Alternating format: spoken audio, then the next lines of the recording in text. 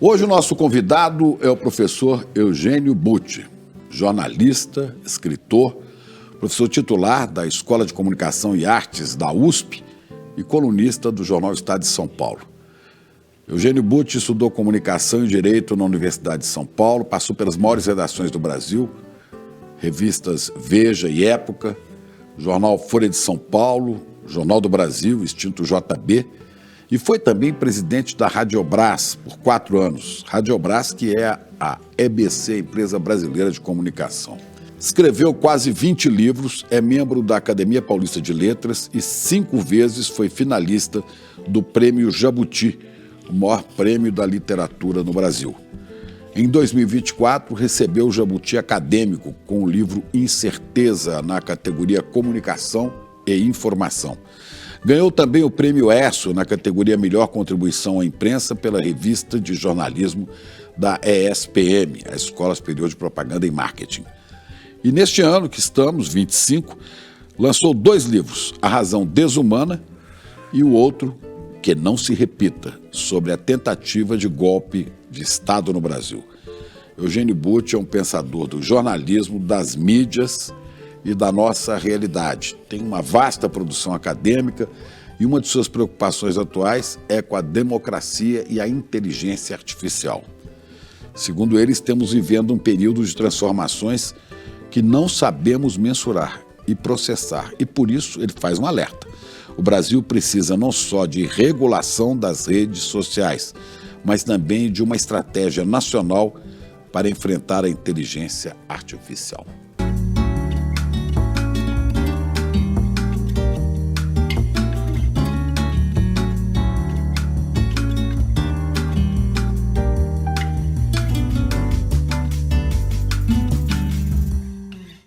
Salve, professor Eugênio Butti, um prazer enorme te receber aqui no ICL, no Instituto Conhecimento Liberta. Prazer é meu, é claro, Chico, sou seu fã de muito tempo. Muito bom. Pois é, Instituto Conhecimento Liberta, é possível dizer isso hoje? Instituto Conhecimento Liberta é inspirado numa frase de José Martí, o libertador de Cuba, né, da Revolução Cubana, não a do Fidel, a Revolução da independência de Cuba, né? E Martí, que era um advogado, poeta, né? Dizia: só o conhecimento liberta. Por isso, nós do ICL somos Instituto Conhecimento Liberta. É possível repetir José Martí hoje? Só o conhecimento liberta? É claro que é, e vocês têm feito esse trabalho, mas a ideia de que a educação, o conhecimento, a letra liberta é antiga e é muito impulsionada no iluminismo. E nós somos herdeiros disso aí, no Renascimento e no iluminismo principalmente. A ideia de que a ciência pacificaria as tensões, superaria a violência. Nós mudamos todo esse script, mas ainda trabalhamos com a ideia de que o conhecimento emancipa, é a palavra que a gente usa mais, dá autoridade interior para o cidadão, dá trânsito para as pessoas em muitos universos diferentes. É claro que dá. Eu acho que o ICL é um exemplo disso. Pois é, mas só o conhecimento liberta. Que conhecimento? Porque você se referiu aí ao conhecimento que vem lá do iluminismo, Isso. Da ciência, mas este conhecimento também propiciou, né, aproveitadores utilizarem o conhecimento, a técnica e tudo mais para fazer as big techs, essa coisa terrível, e criar inteligência artificial, que espalha não o conhecimento, mas o desconhecimento, a desinformação. Eu diria a mesma coisa. Aliás, tenho dito isso e, puxa vida, eu posso dizer que o conhecimento é o antídoto contra a ignorância. Eu posso dizer que o conhecimento me ajuda a sair da prisão do não saber, do desconhecer aquilo que me afeta, aquilo que me condiciona. E à medida que vou adquirindo o saber, eu vou ganhando mais desenvoltura e tudo mais. Então, o conhecimento preenche o vazio da ignorância. O conhecimento supera a ignorância porque troca o vazio que ela representa por algo estruturado, organizado e aberto a novos conhecimentos. Pois então, a técnica, boa parte da inteligência artificial e essas big techs, que são impérios blindados, ninguém sabe o que acontece lá dentro, elas produziram um outro tipo de ignorância. E essa é uma das dificuldades do nosso tempo. Eu digo que elas produziram a ignorância artificial. A ignorância artificial, ao contrário da ignorância que a gente conhecia, ocupa espaço. Ela é cheia, ela tem peso. Ela é feita dessa quinquilharia que são os filminhos, as luzinhas piscando, as atrações de 10 segundos. Tudo isso enche a cabeça, a um ponto que não fica espaço para o conhecimento. E hoje nós estamos vendo o seguinte: o conhecimento não resolve mais o problema do desconhecimento ou da ignorância. Assim como a informação não resolve mais o problema da desinformação. É um outro tipo de coisa. E aí sim nós estamos vendo nascerem multidões de fanáticos, pessoas como que possuídas por um tipo de paixão muito baixa, muito vil, odienta, e ali não adianta se chegar com conhecimento. Então, como libertar essas pessoas dessa ignorância que ocupa espaço? Essa é uma grande dificuldade. Como é que nós, que somos jornalistas, que trabalhamos com a informação, eu falo, nós tentamos sempre filtrar a água que o sujeito vai beber, para não beber água suja de mentira. Como é que a gente faz para que essas pessoas entendam, enxerguem? Você tem uma pista? Olha, eu teria que dizer que tenho, mas se eu disser que tenho alguma pista, você vai me perguntar assim, então qual é? Vamos fazer funcionar. Eu tenho uma pista, mas não está... o resultado não é tão direto assim, porque é um complexo que gera essa situação. Nós estamos convivendo com multidões cada vez mais volumosas de pessoas que estão passando por uma ruptura com a razão e uma ruptura também com o conhecimento dos fatos. Eu pego esses dois pilares. São dois pilares da civilização. Há outros, mas esses dois. O conhecimento dos fatos. O que é fato e o que é mistificação, ou o que é invencionice, o que é fraude informativa. É necessário que a gente saiba debater a partir dos fatos. E o outro pilar é a razão. Aqui eu estou dizendo razão, a capacidade de estabelecermos um raciocínio, esse raciocínio passar por certas etapas, por certas operações, e dessas operações abstratas, a gente tirar uma conclusão que possa voltar para a nossa realidade e fazer alguma diferença lá. Nós precisamos pensar, e nós precisamos pensar sobre os fatos. Eu digo que a melhor política que nós conhecemos, que a nossa civilização já produziu, as melhores democracias, são sempre um diálogo racional sobre os fatos, com vistas a produzir uma solução coletiva que atenda a todos os interesses, ou a quase todos os interesses. Isso foi a melhor política que a gente conseguiu fazer. Mas se a gente perde o laço com a razão, e se perde o contato com os fatos, a gente começa a entrar num outro domínio, que não é mais a política, é o fanatismo. Ou seja, o conhecimento, a demonstração do fato, o argumento lógico, racional, não consegue demover uma convicção solidificada, petrificada em nada, num absurdo qualquer. Nós temos tido muitas provas disso.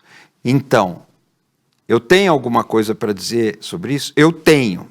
Aí você fala para mim, então vai lá e desmonta a impostura dos fatos fraudulentos, das notícias fraudulentas, e conserta a ruptura com a razão. Isso já é mais difícil de fazer. Porque tudo isso, e você falou, essas pessoas estão sendo abastecidas por uma indústria poderosíssima. Tudo isso tem essa indústria poderosíssima. E lutar contra isso é algo terrível. Como essa indústria surge, como se torna tão poderosa? Olha, isso vem das Big Techs, né? Hoje a expressão disso são as Big Techs.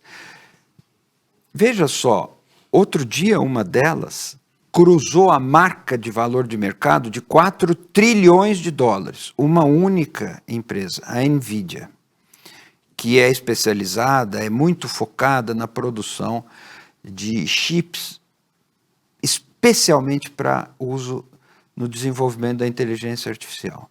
4 trilhões. Isso é mais ou menos 2 vezes o PIB de um país como o Brasil, ou mais. Quer dizer, o Brasil precisa trabalhar um ano inteiro para comprar metade dessa única empresa. Nunca uma empresa teve tanto valor na história do capitalismo. E as outras, dessas chamadas Big Techs, como Google, né, Alphabet, a Meta, que é dona do Facebook, Microsoft, Apple, essas empresas, se nós pegarmos, elas têm valor de 3 trilhões de dólares, um pouco menos, um pouco mais. São proporções descomunais. O que elas estão pesquisando? Como elas funcionam? O que elas fazem lá dentro com os dados que captam de todos nós? Nós não sabemos. Nós, eu quero dizer, a democracia não sabe. A democracia, eu quero dizer, as instituições... O Estado democrático. O Estado democrático. As instituições do Estado democrático encarregadas de fazer regulação de mercado, encarregadas de julgar essas questões, encarregada de direcionar investimentos em desenvolvimento científico. Não se sabe.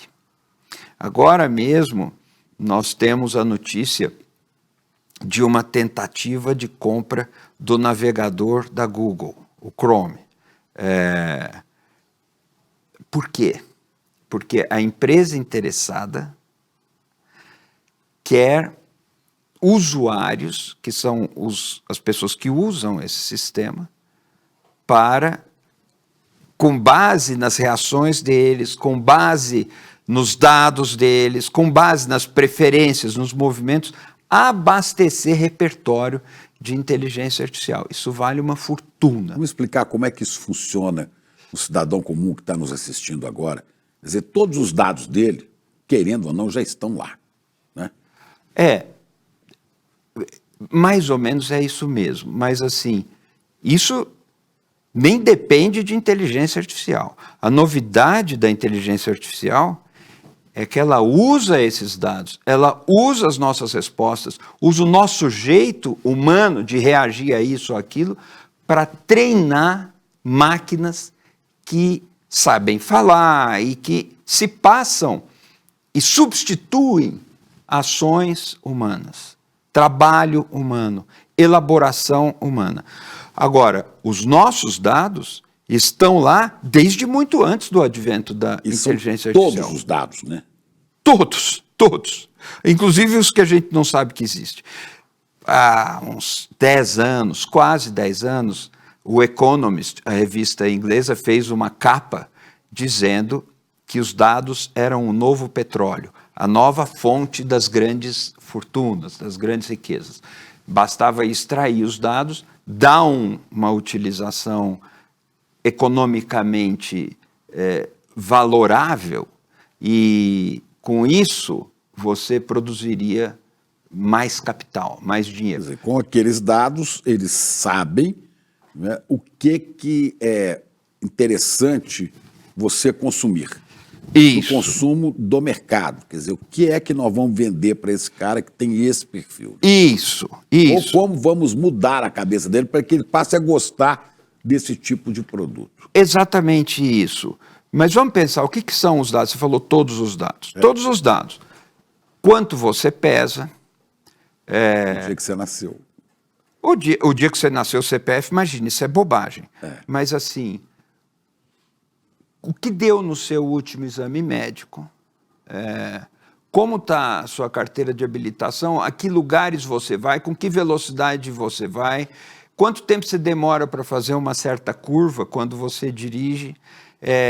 O que mobiliza mais a tua atenção às 10 horas da noite, às 2 horas da manhã?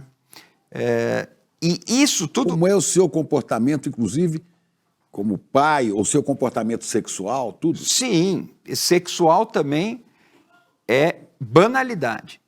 Foi com base nesses dados que surgiu o tipo de ação que no Brexit, por exemplo, e na eleição de Donald Trump em 2016, uma empresa conseguisse direcionar individualmente as mensagens de propaganda, exatamente de propaganda eleitoral. No caso da Cambridge Analytica. Da Cambridge Analytica. Exatamente no horário em que você é vulnerável. E a mensagem não é pensada para um grupo de pessoas, para um segmento, é pensada para o indivíduo. E vai para você aquele tipo de coisa, de alguma maneira se acaba batendo na que isso funciona. O que o escândalo do Cambridge Analytica revelou é que isso funciona. Então, nós estamos lidando com uma indústria poderosíssima. Nunca houve... O magnata do petróleo do passado não vale nada... perto disso. ...diante de um Elon Musk, o Jeff Bezos da Amazon e outros. Nunca houve isso. Com outra distinção importante. Porque esses caras e essas empresas, essas engrenagens, estão mexendo diretamente com os elementos que conformam aquilo que nós costumamos chamar de opinião pública. Eles estão interferindo diretamente, não de forma mediada, diretamente no modo como as pessoas interagem umas com as outras. Quer dizer, é o nervo do poder. É o nervo da economia e o nervo do poder. As distâncias entre capital e poder, que sempre existiram, sempre havia uma espécie de tensão, mesmo num Estado abertamente capitalista, um Estado favorável, um governo favorável a políticas neoliberais. Mesmo num Estado assim, sempre houve um nível de tensão entre a decisão do Estado e a decisão do capital. Essa distância diminuiu muito, a ponto de hoje parecer que isso é a mesma coisa. Você pega a posse de Donald Trump, por exemplo. Aconteceu outro dia. Em 6 meses, ele já fez um estrago mundial inimaginável. Mas ele tomou posse outro dia, anteontem, no começo do ano. Cercado de 5 magnatas das Big Techs. Cercado dos magnatas das Big Techs. Essa distância, essa tensão entre o Estado que regula, fiscaliza, cobra imposto, implementa direitos, garante direitos, e a empresa capitalista, que sempre existiu, vai deixando de existir. Isso torna o poder dessas companhias muito maior do que foi o poder dos donos do petróleo, dos donos da indústria bélica, que ainda tem muita influência, dos donos do capital financeiro. As pessoas outro dia diziam, são os bancos que financiam essas Big Techs. Mas não é isso que é o assustador. O assustador é que as Big Techs garantem a existência de bancos. É o inverso, é o contrário. Então, nós precisamos levar essas coisas em conta. isso é parte da história que responde à sua pergunta, como se formou esse poder. Esse capitalismo aprendeu a trabalhar no nervo do poder e no nervo do capital, na acumulação de capital. E isso foi a um tal ponto que está dando nisso aí. Eu tenho enorme preocupação com a capacidade de interferência desse poder nas eleições do Brasil no ano que vem. Enorme preocupação. Não só no Brasil, mas as eleições no mundo inteiro. Porque no mundo inteiro. Também jamais vão admitir um governante que não trabalhe sintonizado com os interesses deles, não é? Pois é. E a gente fala muito hoje a China, mas a China é um Estado hoje muito forte que gerencia uma pujança capitalista poucas vezes vistas. A finalidade do lucro, tudo isso está na China.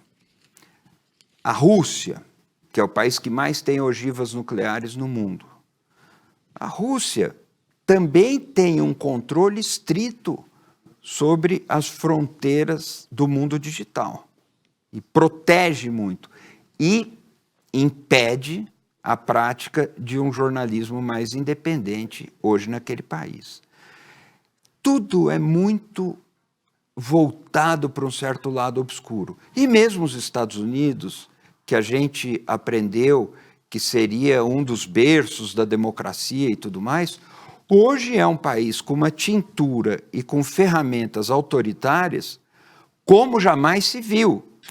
O Donald Trump é o senhor desses caras ou ele é o pau-mandado? Ele é o agente que executa o que eles querem?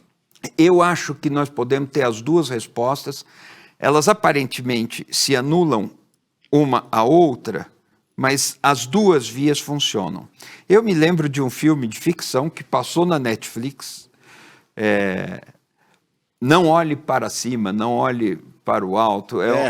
Sim. É um filme que conta a história de um cometa que vai cair na Terra. Que as pessoas estão se preparando para sair da Terra, para mudar da Terra. A cúpula.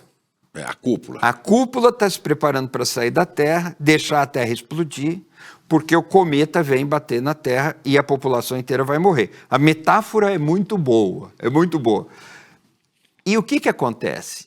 Tem lá, a Meryl Streep faz o papel de presidente dos Estados Unidos. E tem um dono de uma Big Tech que lida com ela como quem fosse dono dela. E em boa medida é mesmo, porque é ele que pagou a campanha. Então ele fala o que ela tem que fazer. Aquela caricatura do filme vale para a realidade que nós vivemos, mas em boa medida o inverso é verdade também. Um Estado como o dos Estados Unidos consegue imprimir certos vetores nessa indústria. Donald Trump é um despachante desse capital ou Donald Trump tem influência nas decisões desse capital? Acho que as duas respostas são válidas. Ele ganha dinheiro com isso, ganha muito dinheiro, aumenta o seu poder e serve a esses grupos que usam da sua influência como presidente da maior economia do planeta para se manterem. Isso. E aí tem uma coisa, você tocou num ponto que eu acho que nós também temos que registrar, embora isso não seja muito o que eu estudo, mas tangencia. Muita gente já levantou, já escreveu que o acúmulo de capital por métodos bastante heterodoxos, métodos pouco católicos, né? Nada éticos. O acúmulo de capital por Trump é uma chave explicativa do modo que ele tem de governar. Aí você olha as coisas.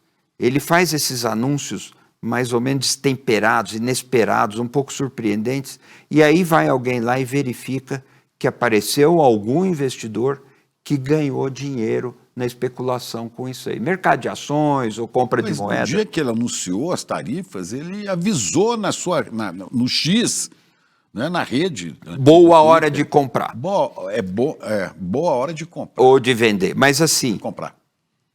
Então, essa é uma chave explicativa. Veja só, não é só que exista uma flexibilidade grande demais, permissiva demais, entre interesses privados e o interesse público. É mais do que isso. O que acontece nos Estados Unidos, segundo vários analistas, é que o Estado estaria a serviço desse tipo de acumulação. Uma acumulação, como você diz, nada ética, porque não observa, por exemplo, algo que já é muito conhecido na tradição dos Estados Unidos, que é o veto à inside information. Você não pode, com base numa informação privilegiada, fazer um tipo de transação financeira que vai te trazer vantagem particular. Ninguém pode fazer, você vai para a cadeia se fizer isso. Mas ali é o que tem se verificado. Mas ainda mais do que isso, o que esses analistas dizem é que se você quiser entender por que o governo se comporta desse jeito, você tem que levar em conta essa chave explicativa, que é esse tipo de acúmulo. Então, isso tudo é muito ruim. Então, assim, não há liberdade democrática na China? Não há liberdade democrática na China. Não há liberdade democrática na Rússia? Pelo amor de Deus, na Rússia nós temos uma ditadura sanguinária. Todas as evidências são mais do que exaustivas nesse sentido. Mas o que é chocante é que nos Estados Unidos hoje, os elementos... Não há liberdade democrática. Não há. Os elementos que conformam um bom ensaio de ditadura já estão lá. Controle sobre as universidades, pressão sobre a imprensa, invasão de imigrantes. O que se faz com os imigrantes... Invasão da universidade. O que se faz com os imigrantes totalmente contra os direitos humanos. Então, essa conformação do arranjo do poder nos indica um cenário em que o obscurantismo é uma possibilidade muito forte. A democracia pode... Semelhante à Alemanha dos anos 30, quer dizer, é um cenário neonazista. Você persegue os imigrantes, né? Você elimina pessoas que não te interessam, né? Inclusive agora moradores de rua, situação de rua, né? Fecha, persegue a universidade, só falta queimar os livros publicamente, né? Mas nós estamos quase lá.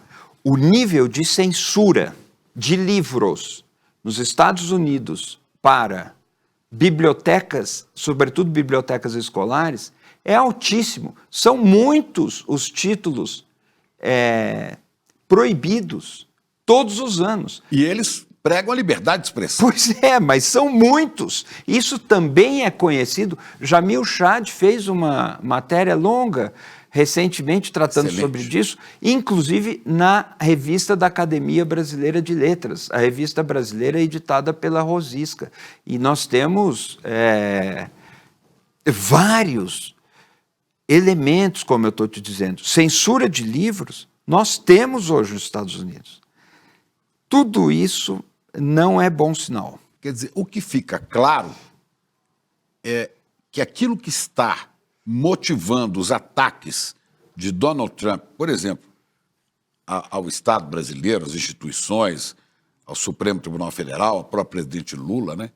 O que está motivando o tarifaço e todos esses boletins, que toda hora sai um boletim acusando o Brasil de ser uma ditadura, é exatamente o interesse dessas big techs, que correm o risco de serem regulamentadas aqui. É isso? Precisam ser regulamentadas. Eu falo isso há muitos anos, mas muita gente fala. É inconcebível. Mas Chico. É o risco desta regulamentação que faz com que ele ataque de maneira tão virulenta o Brasil? Eu acho que pode ser um dos fatores, mas o contexto é mais amplo do que isso. Vamos lá. Existe uma conspiração que envolve os tentáculos de Washington para libertar ou para dificultar o enquadramento do ex-presidente da República, que tentou dar um golpe no Brasil, e dos seus aliados. É um movimento nítido, vindo dos Estados Unidos, para favorecer as condições para que a extrema-direita antidemocrática possa sair vitoriosa nas eleições do ano que vem. Há sinais de que esse cálculo nos Estados Unidos existe. O Bolsonaro, eu acho que é um instrumento. Ele entra nisso como objeto, não como sujeito. E pode ser descartado depois. Poderá e será. Ele é um objeto, ele é um instrumento útil para uma estratégia de ter no Brasil um governo que seja sócio subalterno do projeto de Donald Trump. Mas aí eles não precisam do Bolsonaro, eles podem ter outro nome. Pode ser outro, mas o Bolsonaro é o que mobiliza. Pois bem, tudo bem, mas isso pode ter o Tarcísio, pode ter até um Malafaia da vida. Pode, mas essa defesa dessa figura que comprovadamente tentou implementar um golpe de Estado no Brasil é um movimento estratégico para favorecer um outro tipo de solução. Mas é uma defesa de uma extrema-direita antidemocrática que se põe aqui como sócia subalterna do projeto de Donald Trump. Isso é uma coisa. Outra coisa que aparece, e que pode haver aí um interesse econômico, são essas palavras exóticas que agora estão aí na rua, como minerais críticos ou terras raras. Eu adoro essas expressões pelo que elas têm de inusitado. Agora, sem dúvida, todo o movimento do governo Trump com a Ucrânia envolvia a exploração desse tipo de riqueza mineral. E não deu certo, mas a tentativa era nessa direção. As ameaças à Groenlândia também seriam por isso? Passam por aí, também passam por aí. E já há indícios, há manifestações de autoridades que deixam claro que existe o interesse do governo dos Estados Unidos nesse tipo de minério que, por algum motivo, ocorre bastante no Brasil. O Brasil seria a segunda maior, segundo maior potencial mundial, né? Pois é. Seria para a China. Agora, veja só, nós estamos falando... são fundamentais para o carro elétrico, para esses minerais, por que eles são importantes? Né? Baterias, inteligência artificial, indústria bélica, toda a renovação dos parques digitais, tudo isso precisa desse tipo de riqueza mineral. Então, nós temos um elemento, e eu não estou aqui falando nenhuma novidade, mas esse elemento do cálculo político, que passa pelas eleições do ano que vem, um elemento que pode representar interesses dessas big techs, por causa da exploração desse tipo de minério, que é o que já tem aparecido em muitas falas, mas pode haver mais coisas por baixo. A questão é que o estilo de ação do governo Trump atropela tudo aquilo que levou décadas ou mesmo século para ser construído, que é a razão diplomática, que é padrão de convivência na paz, que é o desestímulo à fabricação e ao uso de armas, sobretudo de armas nucleares, que é preservação da natureza. Isso é uma conquista da razão ao longo do século XX, o senso de que temos que ter uma convivência com a vida no planeta vegetal, animal, que não basta que a gente fique espoliando isso, tosquiando, para usar um termo que vem ao caso, não basta depredar o planeta para garantir o luxo desta geração, é preciso pensar de uma maneira um pouco mais ampla, um pouco menos egoísta, inclusive menos egoísta como espécie. Tudo isso, o estilo Trump de agir, de governar, joga por terra.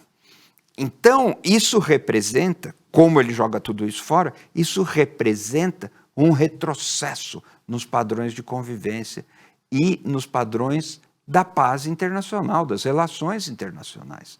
A valorização dos direitos humanos retrocede muito. Como é que pode haver um elogio em torno do tema dos direitos humanos do governo de El Salvador, que terceiriza a prisão? Do Bukele? O que é isso? Então, um elogio à democracia da Coreia do Norte, não, os direitos humanos, né?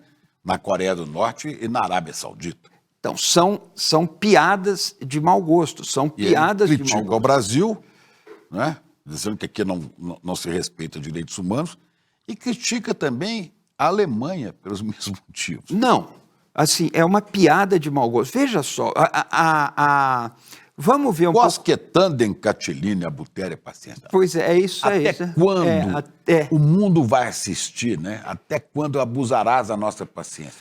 Até quando o mundo vai assistir, na sua opinião, Donald Trump fazendo toda essa loucura? Não, isso aí vai longe ainda, infelizmente. Porque houve, Chico, essa espécie de enlouquecimento do organismo. Essa ruptura com os fatos e a ruptura com a razão. Quer ver uma coisa? O vírus que penetrou nesses organismos são os algoritmos? Os algoritmos ajudam. Eu quero dar um sintoma aqui. Veja só, Trump contesta as eleições democráticas do seu país, nos Estados Unidos, porque as pessoas fazem voto por escrito e mandam pelo correio. Os aduladores do Trump no Brasil fazem coro com esse argumento. Dizem que não, que lá está errado, porque as pessoas fazem voto escrito com caneta no papel. As mesmas pessoas dizem que as eleições no Brasil não são confiáveis. Precisam ter... Porque não tem voto escrito. Então elas querem que tenha no Brasil o voto com a caneta, com o papel, ou com tinta sobre o papel, porque só isso é auditável, o que é mentira, porque a urna eletrônica é perfeitamente auditável, mas dizem que só isso é auditável. Então, a mesma pessoa, ela diz absurdos, flagrantemente contraditórios, ao mesmo tempo. Não é apenas um absurdo. O que se fala das urnas eletrônicas do Brasil é um absurdo completo. O que se fala do voto por correspondência nos Estados Unidos é um absurdo completo. Mas são dois absurdos que, além de serem absurdos em si mesmos, eles são incompatíveis, são contraditórios. A pessoa não podia dizer a mesma coisa. Outro exemplo. Está me ressoando aqui na cabeça, desculpa, que está me ressoando aqui o começo de um poema de Jorge de Lima, que eu gosto muito. Não procureis nexo naquilo. Aquilo ali não tem nexo e não vai ter nexo. O nexo está em outro lugar. Provavelmente fora do sujeito que está fazendo aquilo. Sim. Mas quer ver outra coisa? Nós cansamos de escutar a coisa Brasil acima de tudo, Deus acima de todos. Era uma coisa assim, que retoma um bordão do nazismo, Deutschland über alles. Alemanha acima de todos. Que, como muita coisa que nós vimos nesse período em que essa extrema-direita governou o Brasil, ou desgovernou o Brasil, muita coisa vinha do nazismo ou vinha do fascismo. Nós tivemos até um secretário de Estado que copiou Goebbels, o ministro da propaganda do Hitler, fazer um comunicado de televisão. De cultura, né? Aquilo, assim... Com a música de Wagner ao fundo. Música de Wagner ao fundo. Aquilo... Que era o se um roteirista de humor inventasse... Caceta e Planeta da época. Ninguém ousaria aquilo. Então, há inúmeros elementos que vieram do nazismo e vieram do fascismo. Mas eles diziam aqui, Brasil acima de tudo, de todos, Deus, etc. Aí o sujeito vai, o sujeito bate continência para a bandeira dos Estados Unidos. O sujeito encontra o presidente dos Estados Unidos e diz, I love you. O Bolsonaro disse, I love you. O sujeito vai lá nos Estados Unidos e fica advogando, fazendo lobby para que punam a economia brasileira e punam... E a mesma cabeça diz Brasil acima de todos, etc., de tudo, e vai lá e faz essa sabugice com um país estrangeiro, com o governo de um país estrangeiro que está dirigindo um ataque orquestrado contra a economia e contra a riqueza do Brasil. Contra os empresários do Brasil. Contra os empresários que apoiam ele que também. Votaram nele. Então, a questão começa... O que está acontecendo aí? Só para interromper, porque você abriu essa porta. Como que nos Estados Unidos o Trump faz o que está fazendo e há aparentemente um silêncio, né? Um silêncio da oposição. E no Brasil também, né? Você tem o Eduardo fazendo o que faz nos Estados Unidos, com o neto do ditador, do Figueiredo, continua com o mandato. O silêncio da maioria daqueles que poderiam punir. Por que não há uma ação enérgica para repelir imediatamente, lá e cá? Olha, eu vejo que há uma reação aqui, mas teria que ser mais enérgica. E isso, aliás, é um bom episódio para nós. Nos dias aqui que nós estamos conversando, o Estado de São Paulo, o jornal Estado de São Paulo, publica um editorial dizendo que o Tarcísio, governador de São Paulo, vive reclamando que o Lula tinha que ligar para o Trump. E o Estado de São Paulo, em editorial, diz, mas o Tarcísio tinha que ligar para o sujeito que está lá fazendo o desserviço que está fazendo para o Brasil. E não liga para o Eduardo Bolsonaro. E não liga. Que é um deputado do estado dele. Né? Pois é. Aliado dele. E não liga. Então, a gente tem essa reação, ela aparece, às vezes, em lugares surpreendentes. Existem muitas vozes que estão dizendo que é inaceitável esse tipo de trabalho de brasileiros nos Estados Unidos para favorecer essa baixeza contra o Brasil. Agora, a reação tinha que ser maior? Tinha que ser maior. Isso pode crescer com o tempo? Olhando o que está se manifestando por aí, eu acho que pode crescer com o tempo. De outro lado, se a gente vê o que acontece nos Estados Unidos, é mais difícil de entender. Eu vi declarações do Obama, muito boas, muito boas. Vi declaração da Kamala Harris, Hillary Clinton, todos falando de forma muito enfática contra as condutas do não presidente. Haverá um momento em que essas lideranças democratas não vão reunir o povo na rua? Pois é, isso que a gente Eu não entendo. Como é que não reúnem? Como é que não faz um manifesto pelos valores dos pais fundadores, da democracia, sei lá o quê? Por que não fazem esse manifesto em Washington? Né? Isso.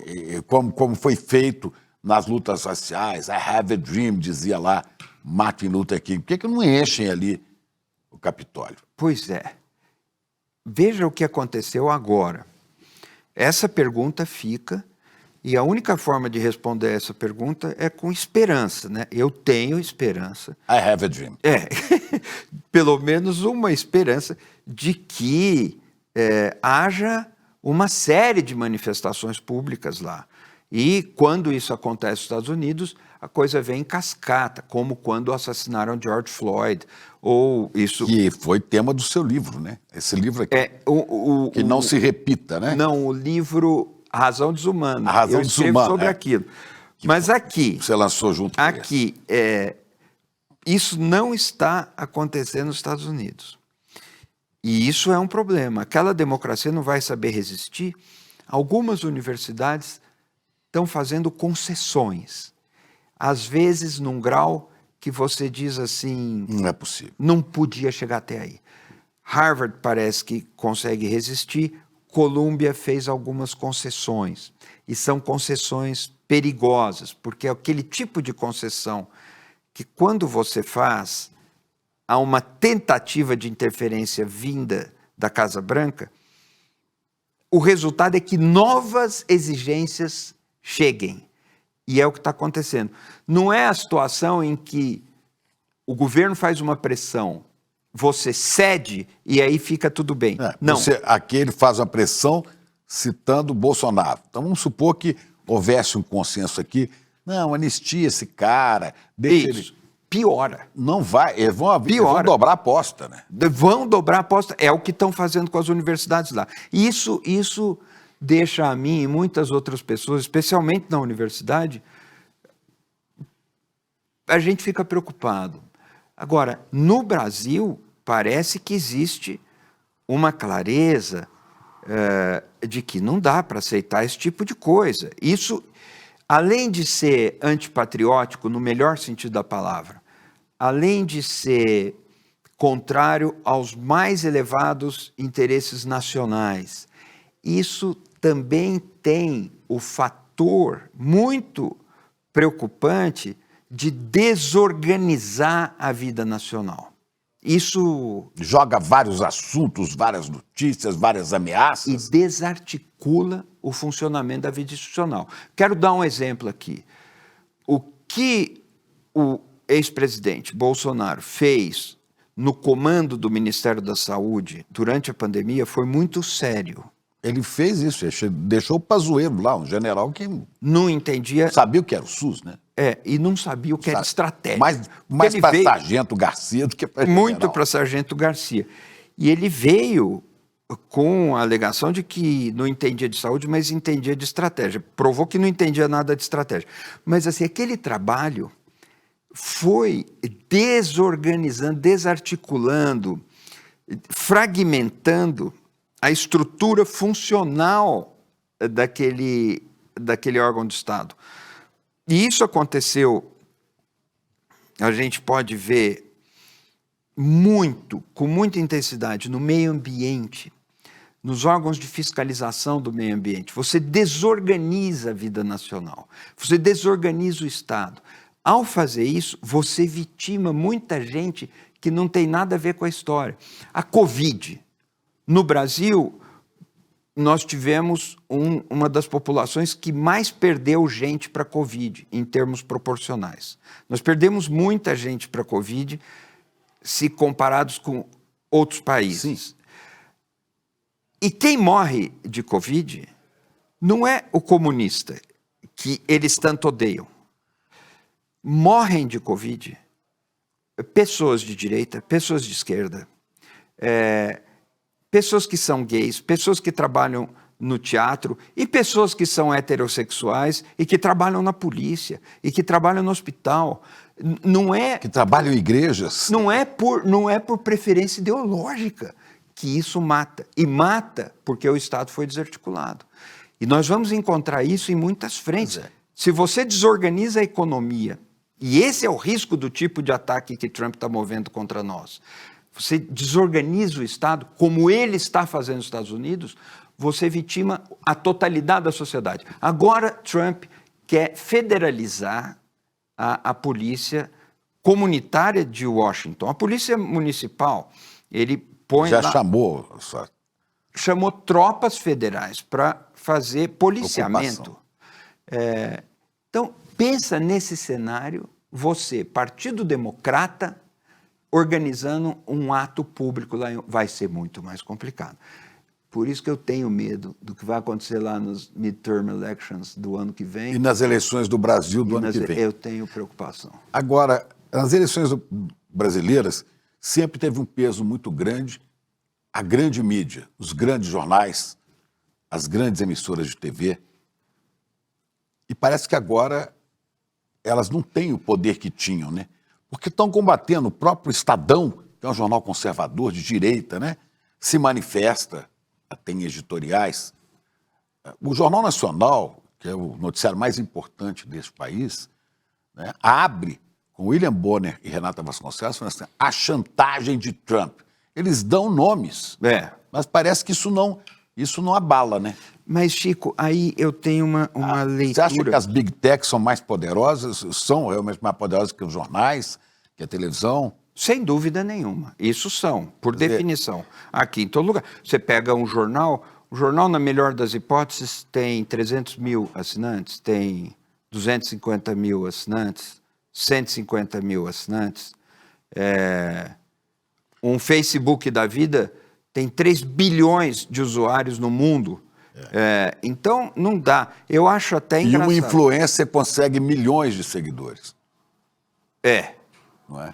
Eu estou falando aqui 250 mil leitores, tá certo? 300 mil leitores. E que o jornal tem. Você salta para 3 bi, com o que é o que o Facebook tem, ou 2,6 bi.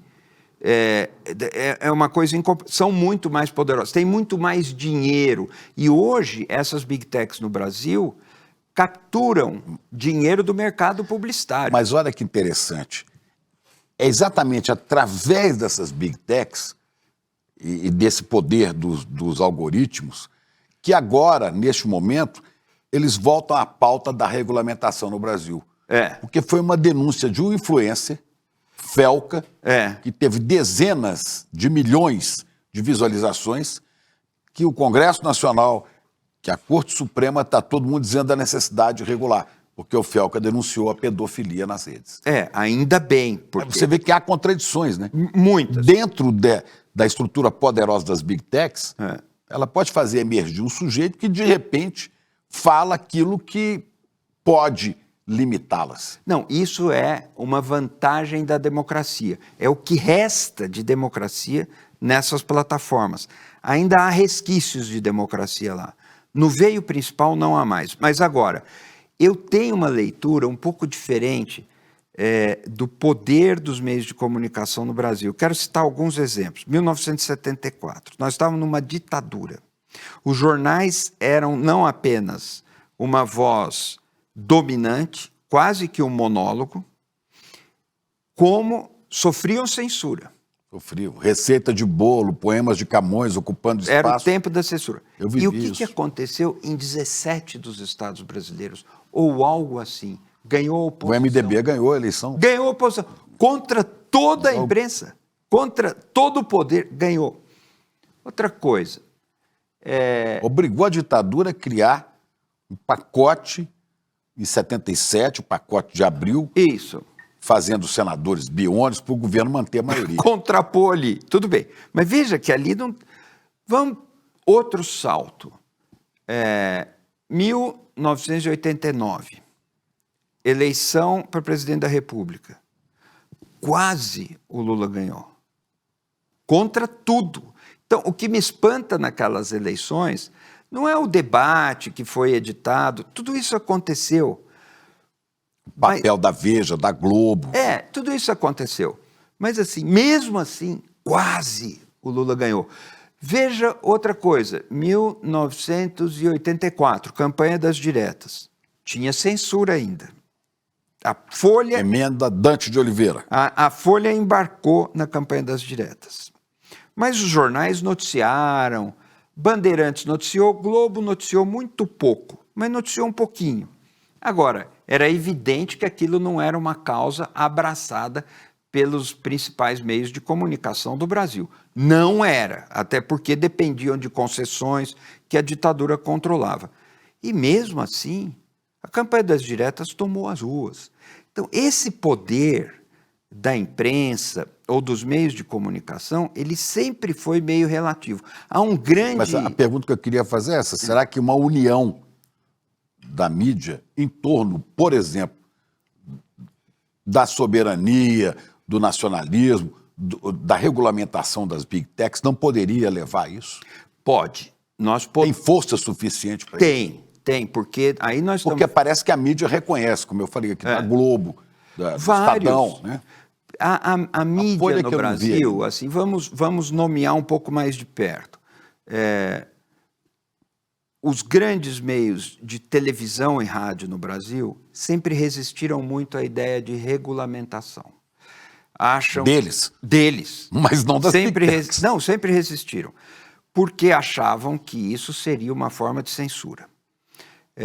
Hoje, em virtude de tudo que está acontecendo, já há nesses ambientes muito mais clareza de que a regulação não promove a censura, inibe a censura. Todos os países da Europa têm alta regulação de todos os setores da economia, como nós também temos, mas lá eles regularam os meios de comunicação e aqui nós não regulamos. A censura é menor. A censura acontece quando não há regulação. A censura acontece no vazio da lei. Quando há regra do jogo, as pessoas jogam o jogo. Muito melhor, as pessoas jogam o jogo e não há censura. Por conta desse legado, foi difícil para que esses setores entendessem que a única forma, eu não estou dizendo a melhor nem uma das, eu estou dizendo a única forma que a democracia no mundo inteiro tem para fazer frente à pressão das plataformas é a regulação. Se isso não for feita, as plataformas vão assambarcar as democracias e elas vão ditar como as democracias vão funcionar. Acabou a democracia e nós vamos passar a ser, como sociedade, apêndices de hiperconcentrados de poder e de capital e de tecnologia, que são eles. Pois bem, a única forma é a regulação. Essa ficha está caindo. Isso avança na Europa, existia alguma tentativa nos Estados Unidos, agora eu acho que vai refluir, mas no Brasil alguma clareza sobre isso vem aumentando. Nós precisamos regular essas big techs. Mesmo que não fosse Trump o presidente dos Estados Unidos, mesmo que o presidente dos Estados Unidos fosse Madre Teresa de Calcutá, nós tínhamos que regular. A mesma coisa, a imprensa precisa criticar o poder, mesmo quando o poder é ótimo. Ela tem que criticar, é como ela ajuda, é como ela contribui. E a justiça tem que julgar, e assim por diante. Pois é, última pergunta. Você guarda a sua fé? Você tem fé no futuro deste país e da democracia? Olha, eu falei de fé. Você, ao falar de fé... Eu abro uma janela. Até me assustou um pouco, porque eu acredito na pertinência da causa democrática. Acho que o mundo sem a democracia poderá existir, poderá perdurar por séculos, se não destruírem o planeta antes disso, mas vai ser muito menos interessante, vai ser muito mais reprimido, vai ter muito menos surpresa e teremos muito menos desenvolvimento humano. Então, eu acredito na pertinência da democracia. Isso não quer dizer que eu tenha fé. Eu tenho confiança na democracia e confiança nos meios que nós temos para defendê-la. A fé me vincula a alguma coisa que eu não consigo explicar. Com isso eu lido mal, mas pelo menos tento lidar. Eu tenho uma fé que o Donald Trump não termine o seu mandato. Por que? Não me pergunte. Mas eu acho que a coisa é muito complicada. Mas ali o Vance, que está na vice, é pior e mais leal às big techs. Então, é um quadro difícil. A única saída lá nos Estados Unidos, ou podem existir outras, mas os democratas precisam criar um pouco de vergonha, né? E aqui vamos enfrentar as eleições do ano que vem, né? Vamos. Cada um que tem essa consciência que se mova, né? Em boa medida, o que está acontecendo com esses ataques dos Estados Unidos contra o Brasil pode despertar o espírito da frente ampla, que nós tentamos, seguindo os conselhos de Eloísa Starling, grande historiadora, uma frente ampla em torno de uma candidatura. Isso não foi um conceito bem assimilado, poderia ter sido. Agora, nós temos tudo para avançar nisso. Avançar nessa direção significa aceitar o diferente, aceitar a discordância e crescer na discordância e na diferença. E temos que dialogar com pessoas de direita, com pessoas de esquerda, desde que todas respeitem a democracia. Se isso acontecer no Brasil, nós vamos sair mais fortes do que entramos nessa história. Bom, o Brasil espera que cada um cumpra o seu dever, né? É isso aí. E verás que o filho teu não foge à luta. Não vamos fugir da luta pela democracia. Muito bom, grande Chico, muito obrigado. Grande nada, sou pequenininho. Obrigado demais. Valeu. Conversar com você é muito bom. Ele é um dos maiores intelectuais do mundo e escreveu o livro que é a referência em todo canto para as pessoas entenderem como as democracias morrem. A gente está falando de Daniel Ziblatt, um professor, um acadêmico, um escritor demandado no mundo inteiro para palestras, reuniões, aulas e que vai estar com a gente com exclusividade no ICL no dia 28 de agosto, uma quinta-feira, às 8 horas da noite, para nos dar exatamente essa aula.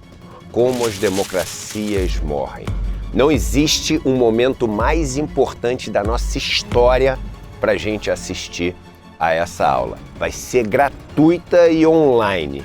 Então vocês não podem perder essa oportunidade. Chame seus amigos e amigas para participar também.